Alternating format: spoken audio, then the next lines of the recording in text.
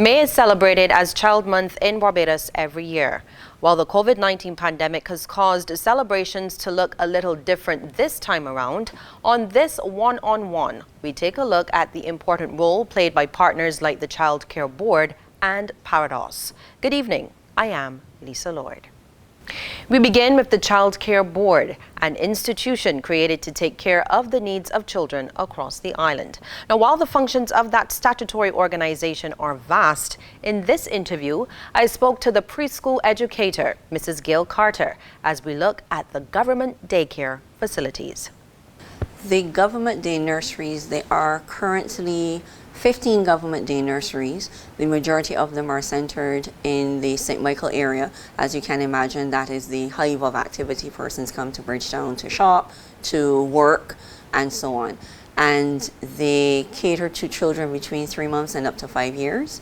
And the cost is $20. Can you imagine? I said to someone, my daughter, who is now 26, went to a government day nursery and it was $20, so it's very affordable. And as a result of that, you can imagine that there are many persons who would want to get their children into government day nurseries, and not just because of the cost, but because of the program.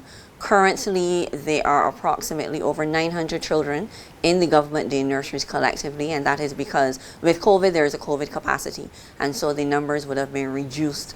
But on a regular basis, you would have over 1,000 children in the government day nurseries. So it does play a major role in the child care, the framework of early childhood within Barbados.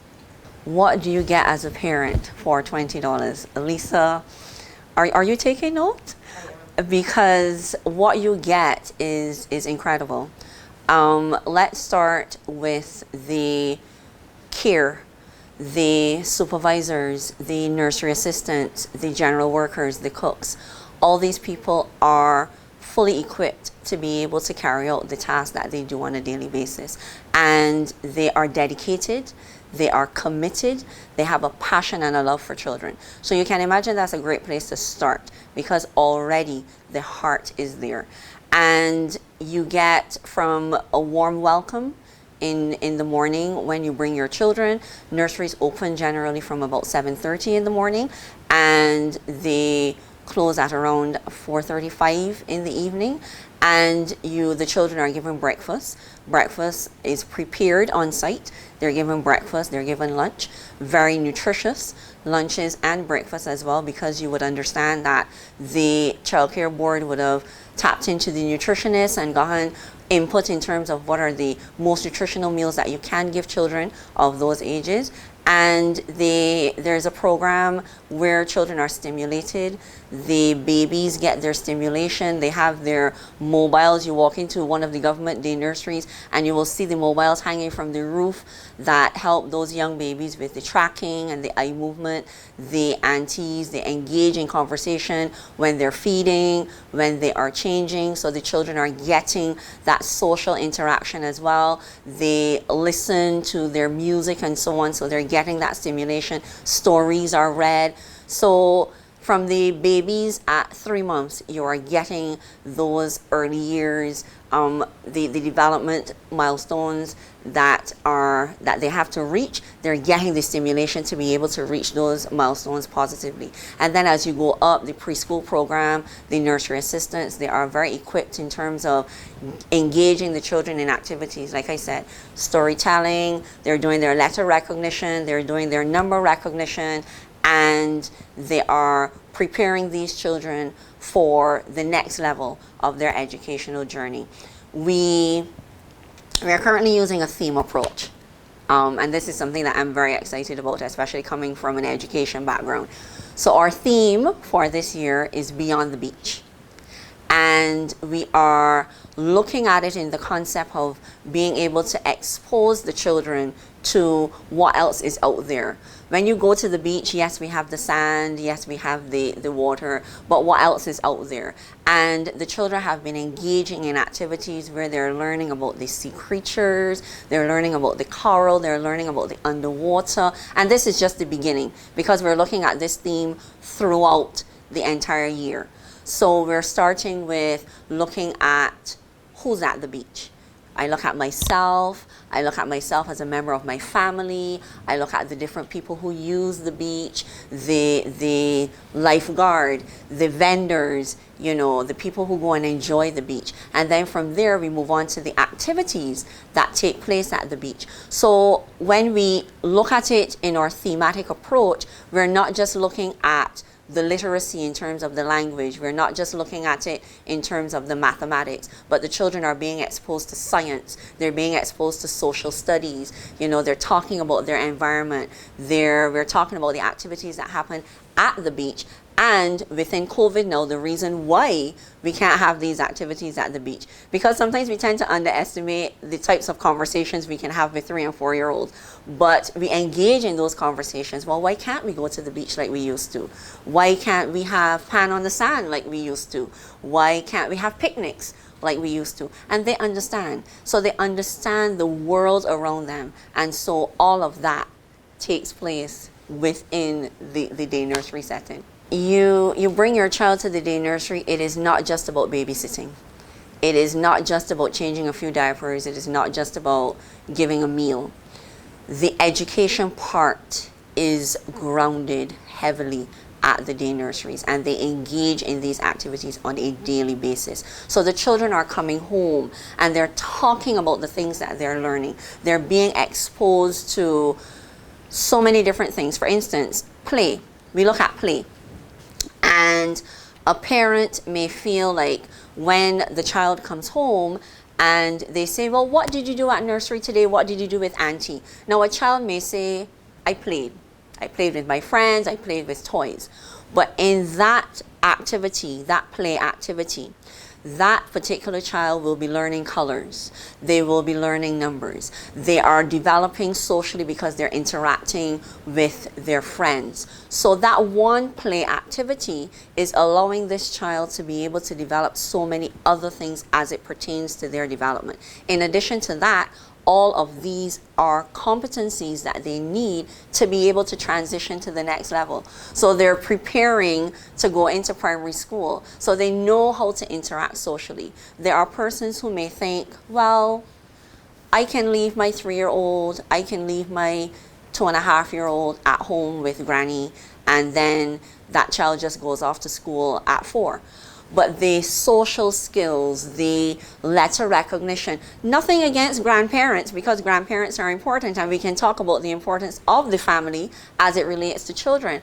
But those skills, the social skills that they're going to learn, simple things like waiting your turn, using social graces, knowing how to exit and enter in an orderly manner, conflict resolution. If someone has a toy and you want it, how do we use our words to talk about it? You know, so all of these are things that children are learning when they are in daycare, and these are things that are a foundation within government day nurseries. One of the things that we employ is, say for instance, you see a child exhibiting certain behaviors.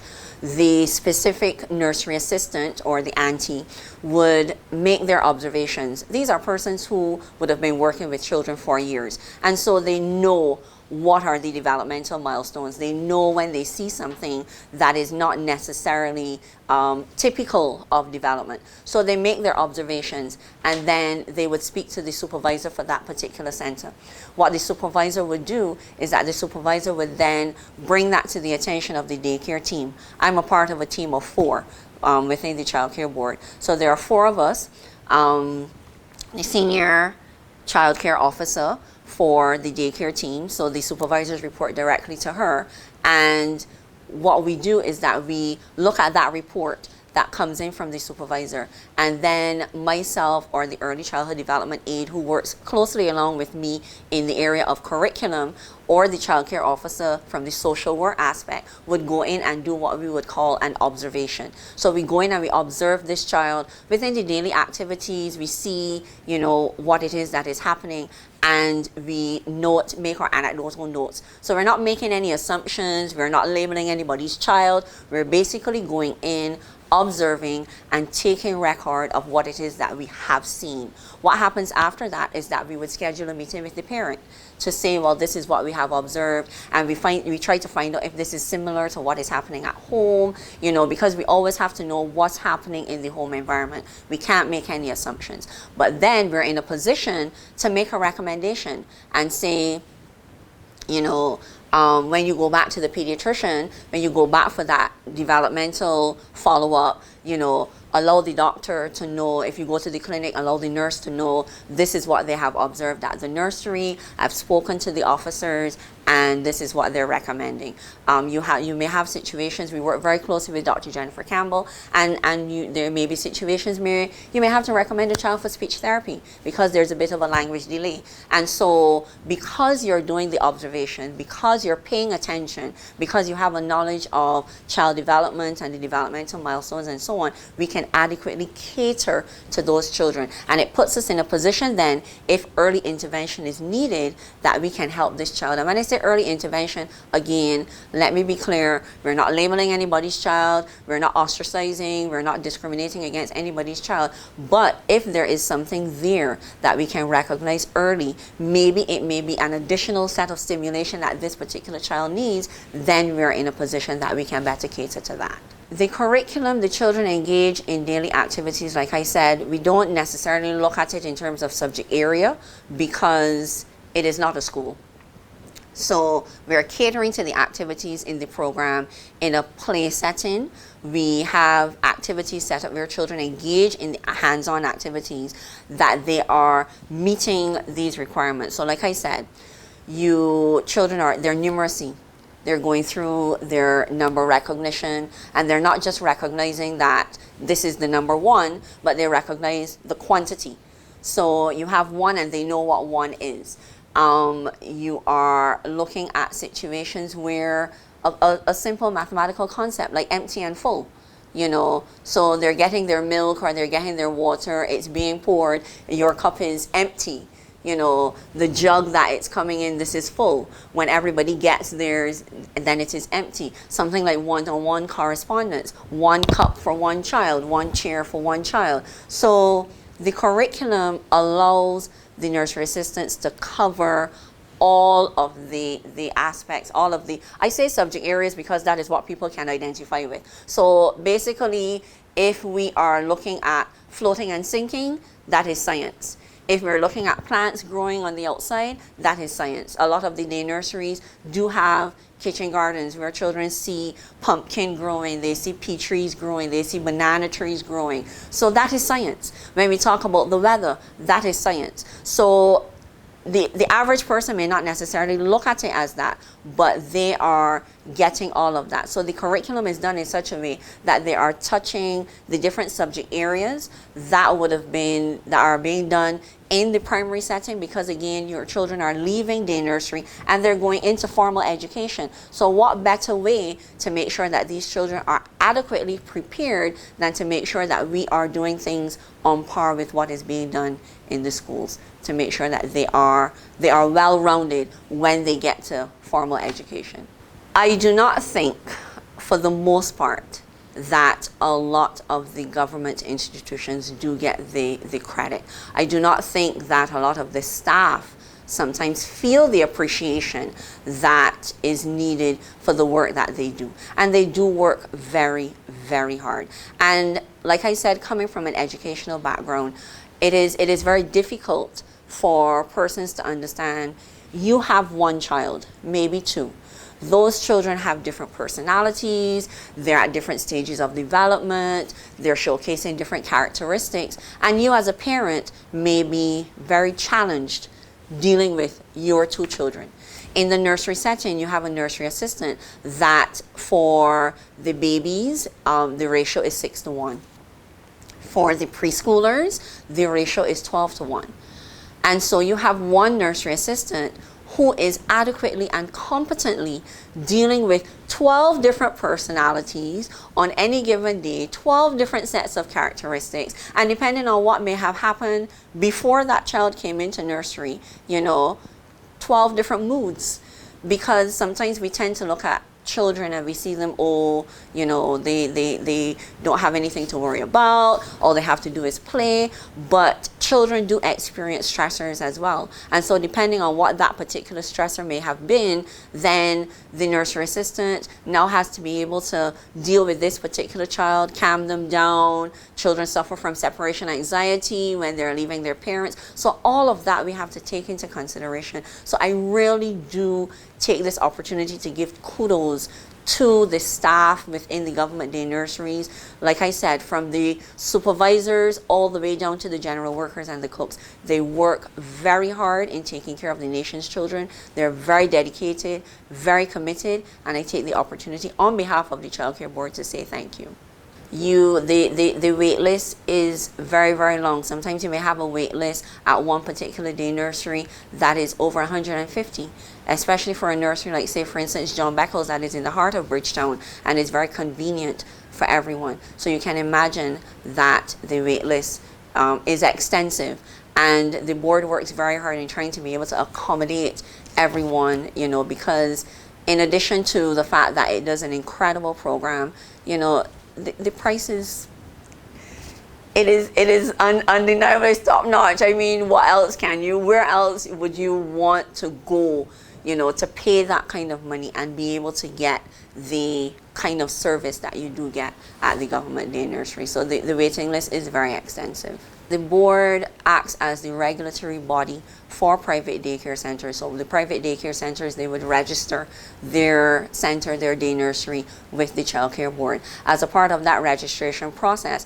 the daycare team, the four of us on the team, we would visit these private daycare centers and we go in and we ensure that they are following the relevant protocols. Even now in COVID, that they're following the relevant protocols. The COVID unit would have given COVID capacity for those private daycare centers as well. So their numbers would have been reduced. And as a preschool educator, I get to see the program.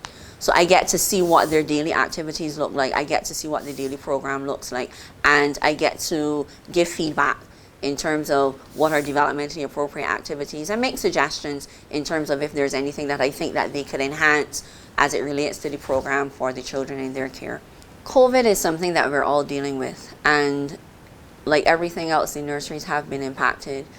In some instances, the parents have been impacted tremendously, because you can imagine, you have children in daycare. For the most part, you will not find a 4-year-old in daycare, because we have government nursery schools, we have nursery units in primary schools. So for the most part, when children reach age 3, 3.5, going 4, parents try to get them into, you know, another government school, whether it be a nursery school. Some of them may send them to a preschool or in a primary school.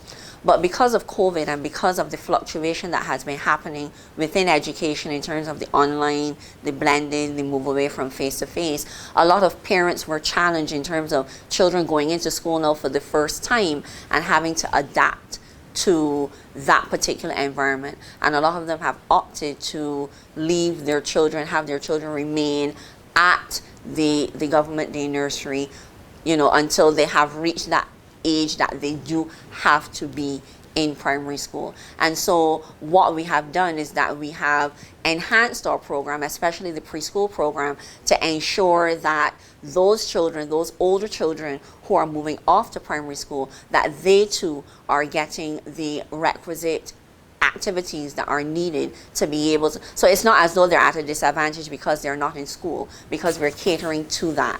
We're ensuring that they too have those prerequisite skills that are needed for the next step. A child of 3 plus 4 years, they're not going to do the same activities that a 2.5-year-old child would do. And so in terms of being able to not just recognize letters, but letter recognition in relation to their name and so on. There are lots of children who, because of COVID and because we've created bubbles and so on, names have been placed on chairs and seating spaces. So children now are recognizing their names in terms of, this is my name, this is where I sit, and so on. So different things like that, exposing them to what we would say basic sight words, things like at and the and in, those 2-letter words, and not just exposing them to these things, but in addition to that, using them. So a child may use the word my and say, this is my chair, this is, so we're engaging them in those kinds of activities. We're ensuring that all of the activities that they need, those fine motor activities that they begin with at the primary level, that they're engaging in those types of activities within the nursery, because we want to ensure that those needs are met. We do not want it to be a situation where they're going in at a disadvantage. One wish, as a preschool educator, I would like every government day nursery to be outfitted with internet access, because we're now moving to that online platform very heavily. And so we have meetings. We have meetings with our supervisors. We have meetings with our nursery assistants. These meetings are done via Zoom. And so you can be more effective in your meetings if you can have that meeting during the work day. In addition to that, being able to data collection, record keeping, all of these are things that if you have that facility within the center, that you can enhance the overall program from all aspects, the administrative aspect as well as the delivery of activities. In addition to that, you can imagine that there's so much that a nursery assistant can do as it relates to virtual tours. We can't do field trips now in the COVID environment, so we can do a virtual tour within the day nursery and take the children to Paris. We can go and see the penguins, we can go see the kangaroos, we can visit Australia. And what this does is that it opens their world. They recognize, and as I said, beyond the beach. So we can go beyond the beach in Barbados, we can go beyond the shores in Barbados and expose the children to so much more if we had that particular access to internet and being able to use that within the daily activities to be able to enhance learning. Not that anything is wrong with what we do. Children at this age, they need to play, they need to get dirty, they need to do their hands-on and so on. But in enhancing the program, there is so much more that we can do and expose these children to if we had that facility. The foundation is critical. Foundation at any level is critical. And because early childhood education is my passion, I really do want persons to understand the importance of early childhood education. We cannot underestimate what it does. It cannot be a situation where we look at this child and we say, oh, you know, they've gone to Harrison College, they've graduated from university with honors and so on. A lot of that success that we see at the top comes because the child has had a good foundation, and a good foundation in all aspects of development. And this is social, this is physical, this is intellectual, this is creative, this is emotional. You know, we're looking at developing children holistically and catering to that holistic development. And so we have to focus, we have to put our time, we have to put our energy into ensuring that that foundation is laid, and it is laid effectively. You know, I'm no mason, I'm no carpenter, but I do own a home. And I know that one of the things that you have to ensure when you're building any structure is that the foundation is solid. You do not start at the top. You know, you don't start thinking about the roof and the windows and everything before the foundation. And so that is what we aim to do within the government day nurseries, to ensure that the children are getting a solid, strong foundation that they are going to springboard from. And I like that term. One of the things that I like quotes. And one of the quotes that I have at the end of all my emails that go out is a quote by Susan Baines that said, inside every child is a rainbow waiting to shine. And that's what we do within the government day nurseries. We allow children to shine. We allow children to speak.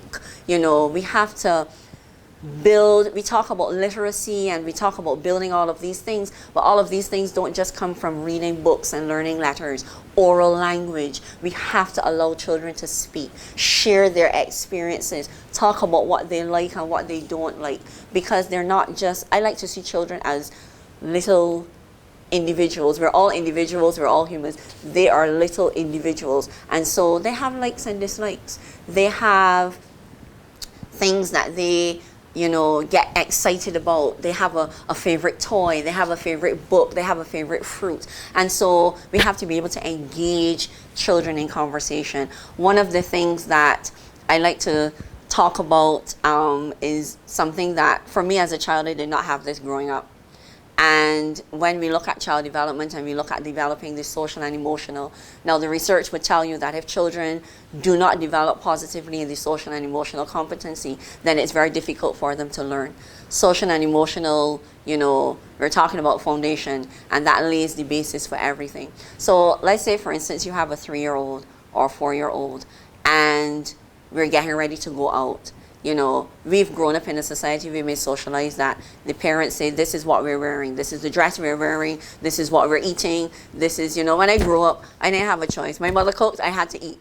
It wasn't, But one of the things that we have to recognize is that we can build autonomy and give children the ability to be able to develop in that area, but still within boundaries. So it's not that we are taking our hands off and we're allowing children to do whatever they feel like doing. So we're getting ready to go to church. I can put out 3 dresses or 3 suits, and I can say, which one would you like to wear today? Now, you're not taking away the autonomy by saying, this is because you're going to have a situation where you're getting ready for church or you're getting ready to go out, and this child then throws it, I don't want to wear that, and you are fighting this battle, trying to get this child to wear this dress or to wear this outfit or these pairs of shoes, where you put out choices. The child has a choice. So you're building that autonomy, and you eliminate the power struggle, you eliminate the argument, and this child feels empowered. This child feels confident. This child feels motivated, and you can go on about your business in a smooth transition. So a lot of these are things that we have to cater to. I am a firm believer of parent education. Children do not come to us separate and distinct from their families, and family engagement is critical. So you made a comment earlier in terms of you come, you drop off your child, and you go. Government day nurseries have PSAs, which a PSA for the government day nursery would be equivalent to the PTA at a school, because there's always that option to get parents involved. We cannot do it on our own. It's a partnership. So we have to be able to do it together. And through the PSAs, we can help parents to understand a lot more about child development, because parents do want to help. I genuinely believe that parents want to help and they want the best for their children. Sometimes it's a situation where they don't know how, they don't feel equipped. And so we have to engage families, we have to engage parents, we have to help empower and motivate them and give them the tools that are needed to be able to engage in that effective parenting. So what's happening in the government day nurseries is being reinforced at home, and we're working in a partnership. And that way, who gets the benefit? The children. So we know that May is Child Month. Personally, I think May is the best month of the year. But we're celebrating our children, and we are celebrating under the theme, Celebrating the Champion in You. And we want our children not only to feel as champions, but we want parents to feel as champions. We want our staff to feel as champions. And so we've outlined a series of activities that will cater a lot to public awareness. Again, we want the public to be able to understand clearly the role that we play in the lives of children, in child development, in child care, in child protection, and so on. So you're going to be seeing daily devotions throughout the month of May, children doing the daily devotions on radio, on television. We're going to have our Children's Sunday, the different religious organizations, the different bodies, they have that Sunday catering specifically to children. They have their own children activities. We have our Children's Sabbath as well to cater to those as well. And In addition to that, we are going to be partnering with Parados, having a series of programs, Partners in Parenting, on radio with Parados as well, because we want to be able to educate the public. One of the major things that will happen is a commission virtual concert with UNICEF, and that is going to take place on social media, and so the different platforms, many people will be able to view lots of entertainment from children, because again, we want children to feel empowered throughout the month of May.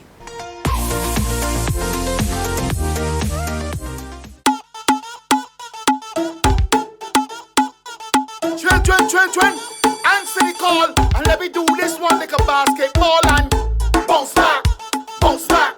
School open up and we going back. Bounce back, bounce back. Make sure your school books in the hammer sack. Bounce back, bounce back. Positive attitude must be intact.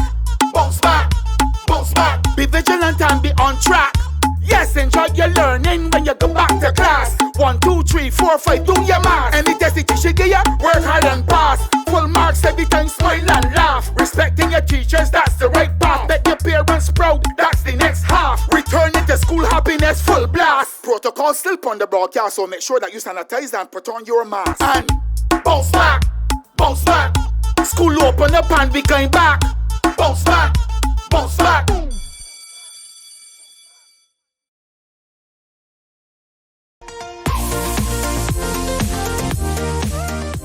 During that interview, you heard Mrs. Carter speak about the Child Care Board's relationship with Parados, a non-profit organization which looks at parenting skills. I spoke to the director, Mrs. Cicely Clark Richmond, to find out about the various programs they offer and why they are so relevant even today.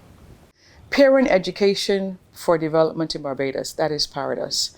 It was established in 1972, and it came out of a desire by some professionals and parents to help parents, because a lot of the young people were leaving and going to Britain, USA and Canada for obviously reasons, trying to better themselves. And they were leaving a lot of children at home with the grandparents. And grandparents, like, no, I would say back then, were having a difficult time dealing with the children. And they got together and began to think about how they can help parents.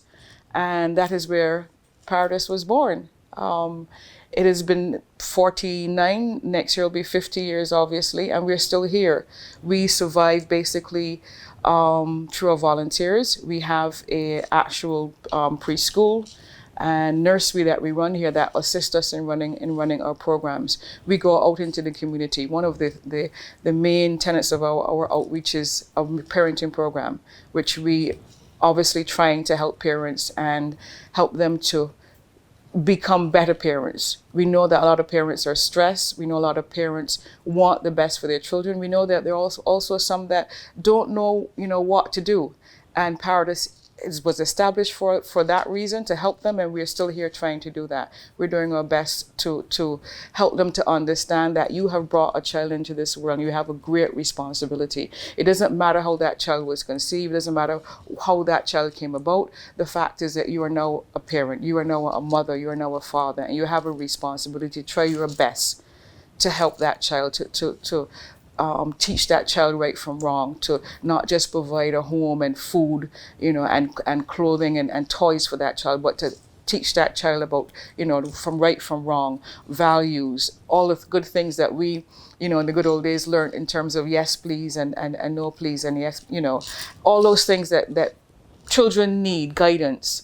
And that is what we're here to do. We've been doing it for, as I said, 49 years, and we continue to do it. We do it basically through our volunteers. We have a counseling coordinator here, and we have 2 students from UE who come in year after year as part of their internship, so they assist us in counseling. We have some other counselors as well who give up their time to deal with parents who are pulling their hair out, need help, need guidance in terms of how do I deal with my 2-year-old, how do I deal with my teenager.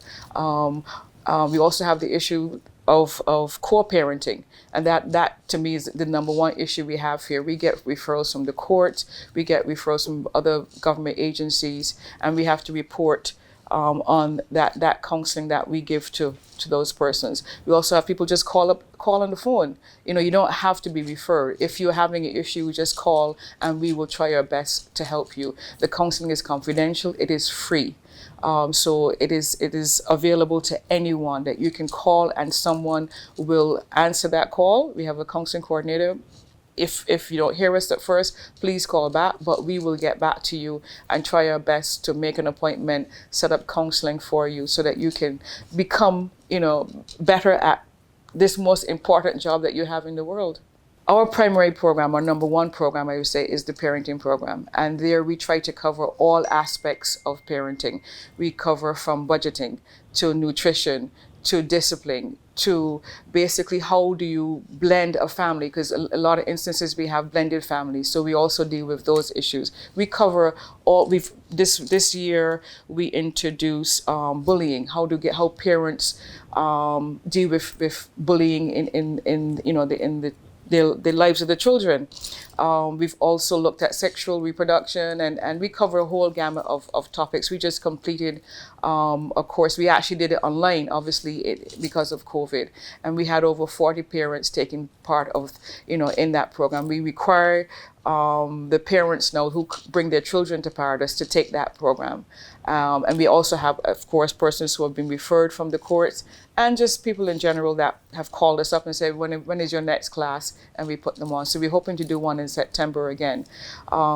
We also go into the prison where we work with the fathers who are about to re-enter society, who would have obviously lost contact with their children and need to reestablish that bond there. We help them.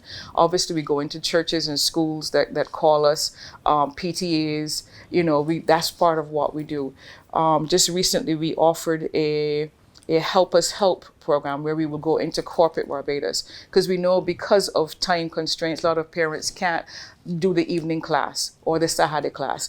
But we say if your business, we could come into your office and within the lunch hour, we can conduct a class. Obviously, it is going to be a tailored class for that time frame, but we're going to give you the basics. How to deal with your child, how to look at yourself, because a lot of the times we tend to blame children, but it starts with the parents. It starts with the mommy and daddy. If mommy and daddy don't have a good relationship, don't understand their own emotions, their own issues, and then they put them onto the children. So that is one of the programs that we are looking to strengthen. We started during COVID. We did it online and it went pretty well, and we would like to be able to do that some more, so that it hopefully brings in a little donation for us as well, because we survive on donations as well. So we have the Help Us Help program. We're also looking to start a new program because, as I said, Paradise was established to help parents, and since I came here, I thought that when you are a parent, for lack of a better term, the horse is already out the barn, But my thought was we need to look at helping young people to get them to understand what it means to have a child, what it means to bring a child into the world, especially if you're not prepared for it. And this program called REAL is a realistic, educated assessment of your life. Okay, and it's not just for adults, but we're focusing on the children right now, basically from 10 to 18, I would say. We want you to think.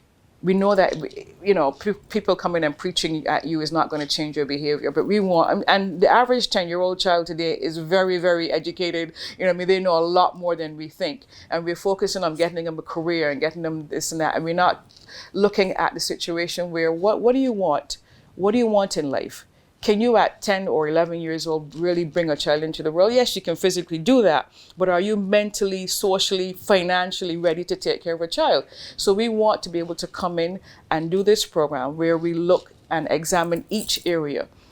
As I said, from a financial perspective, emotional perspective, social, as well as spiritual, because that's also an important aspect of raising a child. We can say, I don't believe in God, whatever, but it comes back down to working all these aspects together.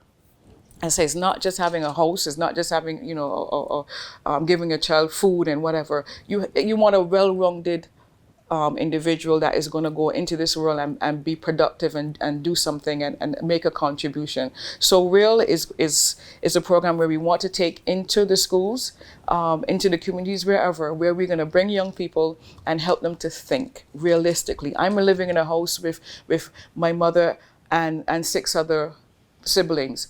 What happens if I get pregnant? You know what I mean? Can I really take care of a child at 13, 14? We know obviously things will happen, but we want for you to just think. You know what I mean? I want to become a lawyer. If I have a child now, how would that affect my life? You know what I mean? I'm not working. This boy that said he likes me, what is he really bringing to my life?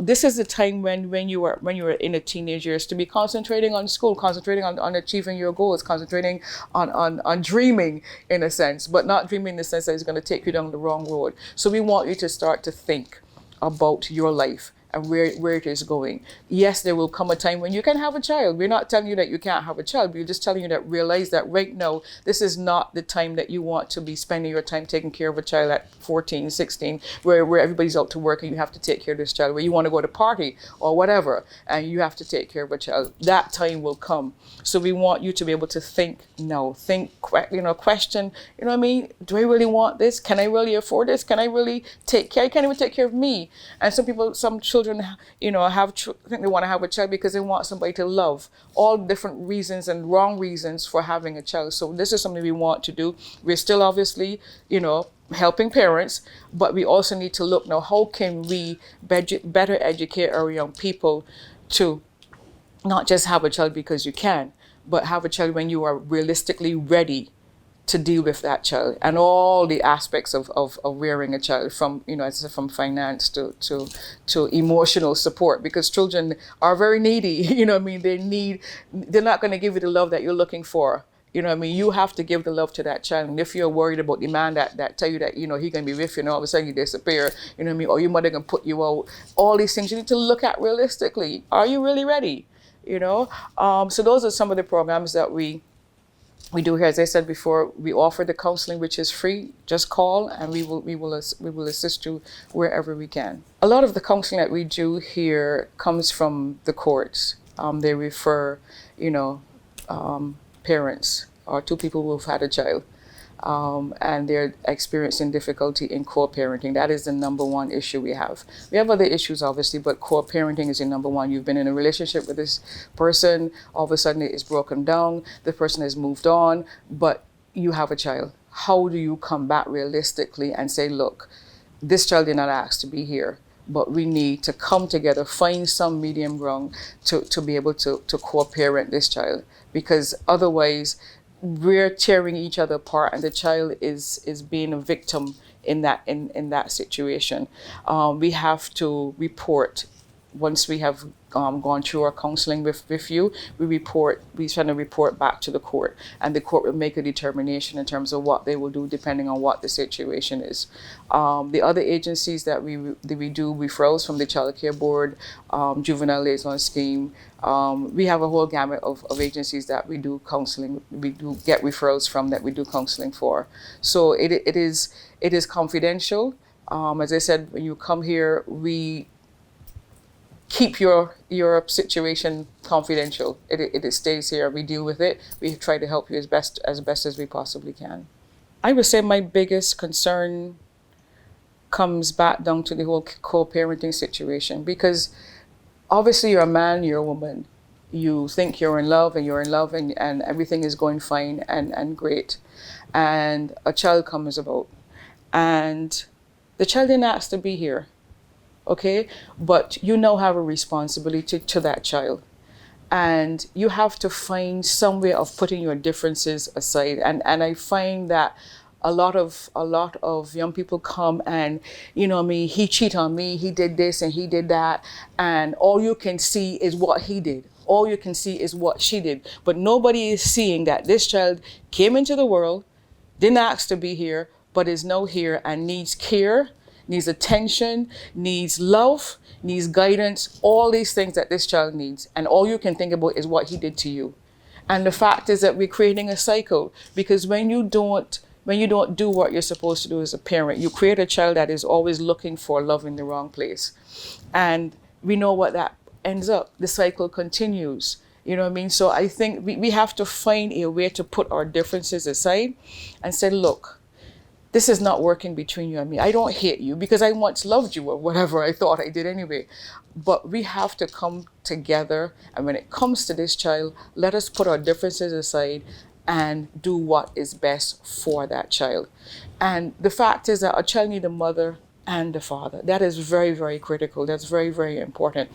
And it's amazing that as I said before, the relationship was great, something breaks down, and then you forget all these things that attracted you to the person, and all you're centering now on the wrong and the bad thing that he did to you, and the child is hurting. The child is hurting. The child is feeling neglected. The child can't see daddy, can't see mommy, and the child needs to have a mother and a father. You don't have to live in the same house. You don't gotta love each other anymore, but you have to come together, put aside your differences, and do what is best for that child, which means that you come and you sit down and you're civil and you talk to each other. You don't bad talk each other, you know what I mean, in front of the child, or when you're on the phone and the child is hearing all these things. All these things we have to be aware of because children are hearing. Even the smallest child, you know what I mean, can repeat, or if they can't verbally say it, they will react, and they're taking in all of these things. And so I think we need to really understand that children are a gift from God. And we're going to be held accountable for what we do. All of us make mistakes. There's no perfect parent. But I think once you've made your best effort, do your absolute best for your child. And not do it in a selfish way, but do it in a way that you understand your responsibility towards that child.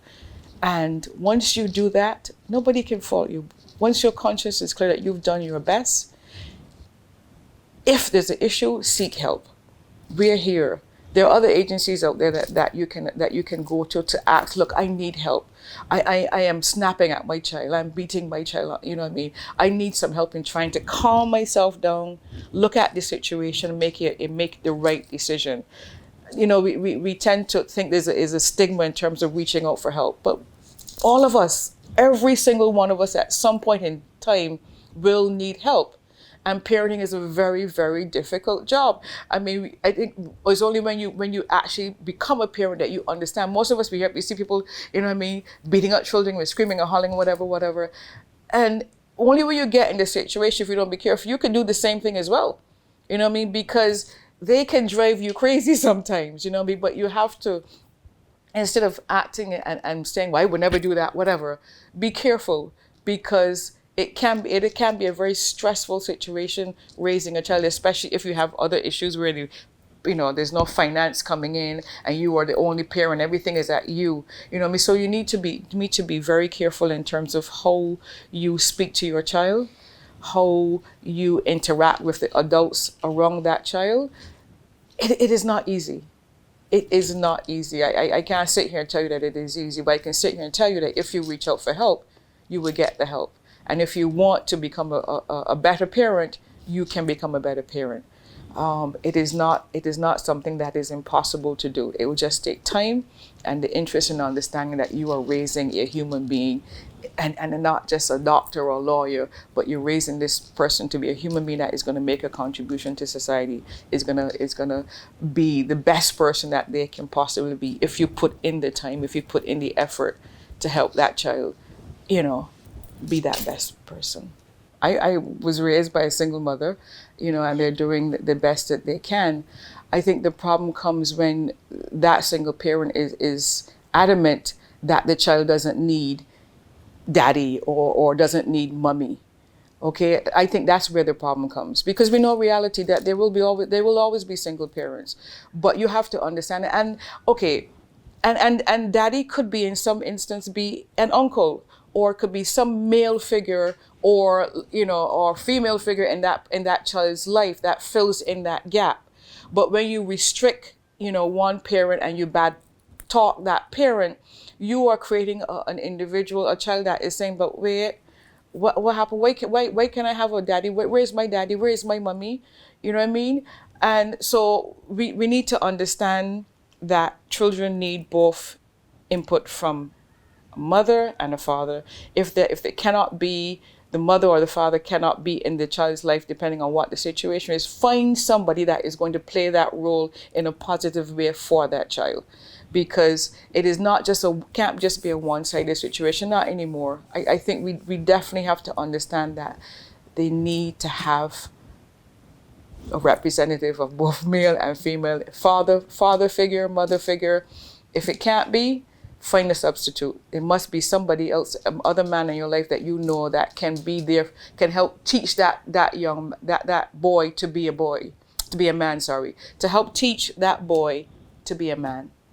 We can't do it as females. I'm sorry. We try our best, but you know, a boy child needs to have a male figure in his life to be able to truly become a man. Two of you came together to make it. How you expect no one going to do it? I mean, obviously we know that reality, these things will happen, but wherever best, try your best to make sure that, you know, the mother and father is involved. I have a son who is not working, who has a daughter, and I tell him, you may not be able to give the child financial support right now, but you have to be in that child's life. You have to babysit. You have to spend time with her. She has to know that she has a father. You know what I mean? Because you brought her into this life, into this world. You brought her in this world. You created it. You created her. You know what I mean? So why, if you can't give her you can't support her financially, but let her know that you are there. Let her know that you love her. Let her know that you are her father and that you want the best for her and she can depend on you. When you can do it financially, then you give. But I don't think that we can, at this point in time, restrict either parent from seeing a child because of finances, because the child needs that input. You know, I mean, the money will come. I know we need money to live, et cetera, but think of the emotional pain that child is seeing brothers and sisters and everybody across the world got daddy and jumping up in daddy's lap and having a mommy and having whatever. And all you can say, well, he's no good. You're not a father. Hello. He has a father. She has a father. You know what I mean? And we have to try not to, as I said, you know, curse and say the wrong things in front of our children because they're hearing and they're just ingesting it. Yeah, I know that today discipline is a challenge for everyone. What we do here, we do a lot of talking. We can do a little timeout as well. And part of it, I think, is also modeling and understand children, understand where they're at. You can't expect a 1-year-old, 2-year-old, you know what I mean, to stay still. Understanding development of where your child is at and what that child is going to be doing at that particular stage. And then you work with the child. You get down to the child's level. You don't stand up and talk down to the child. You get down and make the eye-to-eye contact and talk to the child, you know. Sanaya, don't do that. You know, if you do that, mommy's going to be upset and mommy's going to have to give you a little time out. You try to communicate on a one-to-one basis with that child. You may need to have a little tap sometimes in you know, depending on what it is, but that is not what we believe. That talk to the child, understand, and don't have your high expectations of a 2-year-old to sit down, you know what I mean, from 3 o'clock to 4 o'clock without moving. That is not realistic. Understand where your child is at the particular time and try to put yourself in the position, why is she crying? Why is she getting on like this? And try to talk to, you know, they understand. They will understand. And if you know your child, then you will be able to hopefully come up with some good ideas in terms of how you can discipline the child, how you can, do the timeout, in terms of removing some things that they would want to have, maybe it's television time, whatever it is that your particular child, you know, likes, whatever. There are different ways that you can get your child to do what it is you want to do. It's not going to be easy. It's not going to be easy, but we think that is the best way in terms of having that eye-to-eye contact, talking to the child, giving the time out, and being able to work with them depending on where they're at in terms of the age. During the month of May, we will take another look at the work of the Child Care Board as the celebrations for Child Month continue. Thank you for joining us for One on One. I'm Lisa Lord. Good evening.